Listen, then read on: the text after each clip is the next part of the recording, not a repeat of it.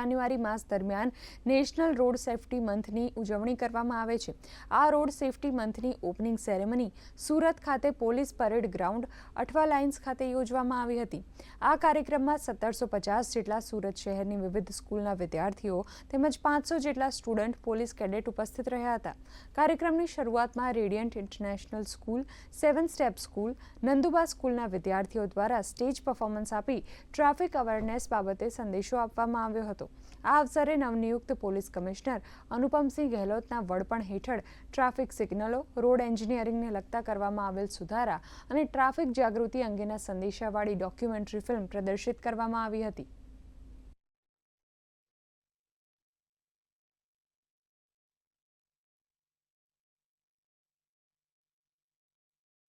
વર્ષની સ્ટાર્ટિંગમાં અમે બધા લોકો પ્રતિજ્ઞા લઈએ અને અમે બધા લોકો એવા જો નિર્ધાર કરીએ કે આખા વર્ષ ખૂબ સરસ રીતે અમે ટ્રાફિક નિયમોનું પાલન કરીને જોઈએ અને ટ્રાફિક તમામ વ્યવસ્થાઓમાં સાથ સહકાર આપીને જોઈએ ઓછામાં ઓછા જો એક્સિડન્ટ થાય, લોકોને ઓછી હાલાકી પડે એવા આશયથી જોઈએ સુરત શહેર બી આપણા ટ્રાફિક પોલીસના માધ્યમથી જોઈએ ટ્રાફિક માર્ગ સલામતી માસના આજે જો શુભારંભ કરવામાં આવેલા છે